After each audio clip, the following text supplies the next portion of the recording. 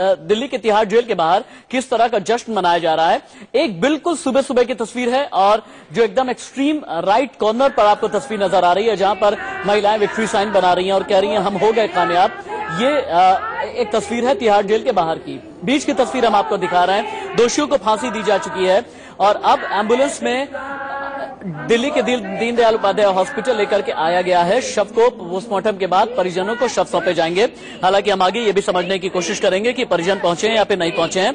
अगर परिजन ने शव लेने से इनकार कर दिया तो फिर दिल्ली के तिहाड़ जेल में ही अंतिम संस्कार कर दिया जाएगा। ये अभी की सबसे बड़ी खबर है। 20 मार्च यानी आज का दिन यानी कि निर्भया दिवस या यूं कह लें कि विजय दिवस आधी आबादी के लिए।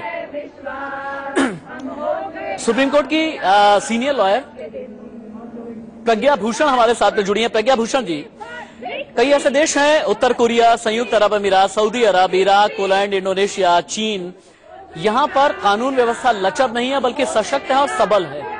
ऐसी सबल जहां पर महिलाओं के प्रति अगर अपराध होता है तो फैसले भी उतने ही कड़े और उतने ही जल्दी लिए जाते हैं। लेकिन हिंदुस्तान में इस तरह से अभी भी क्यों नहीं हो पाया? हिंदुस्तान की कानून व्यवस्था आज भी लिसोथो, नाइजीरिया, ओमान, सिंगापुर, श्रीलंका और तंजानिया के पैरेलल क्यों खड़ी है?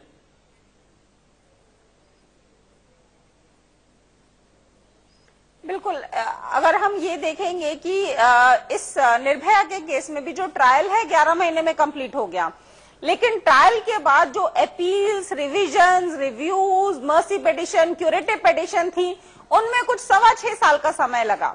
तो हमें बहुत जरूरी है ये देखना कि हमें सिर्फ फास्ट ट्रैक कोर्ट्स ही नहीं चाहिए, हमें अपने हायर जुडिशरी को भी दुरुस्त करना पड़ेगा। अगर वहां पे जुडिशियल स्टाफ की कमी है, अगर वहां पे जजेस की कमी है, तो उन्हें भी पूरा करना पड़ेगा। ठीक है प्रज्ञा जी।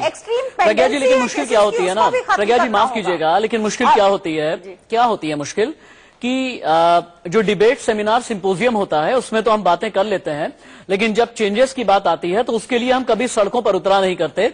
जहां पर मीडिया का कैमरा, मैं आपकी बात नहीं कर रहा, मैं कई सोशल एक्टिविस्ट की भी बात कर रहा हूं, जहां पर मीडिया के कैमरे अगर घेर करके खड़े रहते हैं और कैंडल लाइट्स जलानी होती हैं और कैंडल लाइट मूवमेंट अपना दिखाना होता है तो वहां पर तो लोग आ जाते हैं, लेकिन जहां पर वाकई में रेडिकल चेंजेस की बात होती है तो दहलीज को लांघते नहीं है लोग। ये भी एक सच्चाई है। लेकिन निर्भया की मां के लिए आज की सुबह कैसी होगी आप सोच करके देखिए।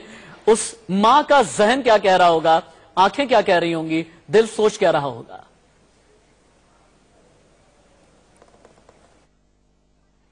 उनको फांसी पे लटका दिया गया है। ये आज 7 साल का संघर्ष था। ये पहली बार है जो 4 मुजरिमों को फांसी पे लटकाया गया है। ये पहली बार है कि एक देश में बच्ची के साथ रेप बलात्कार हुआ था।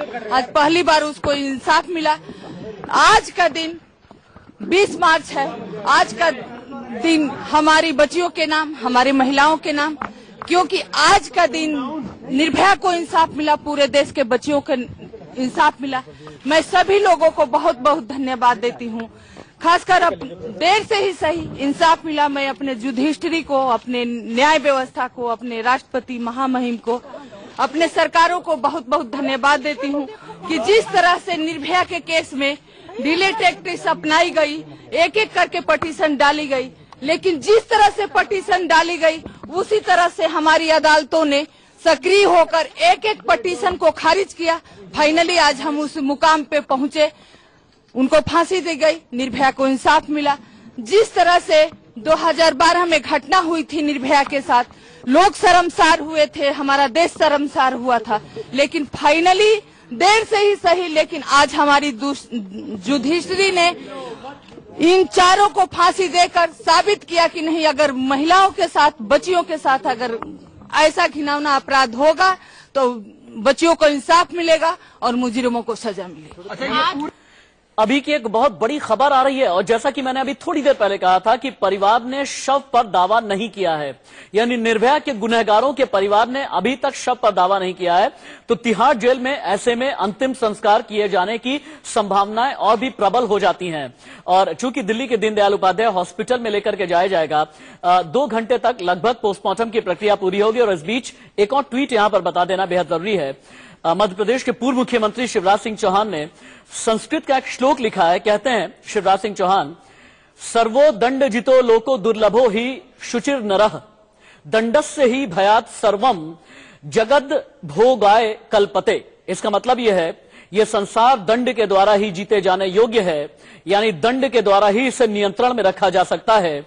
ऐसा शख्स दुर्लभ है जो स्वभाव से ही साफ सुथरा और सच्चरित्र हो, न कि दंड के भय से। #निर्भया जस्टिस, ऐसी बात लिखी गई है।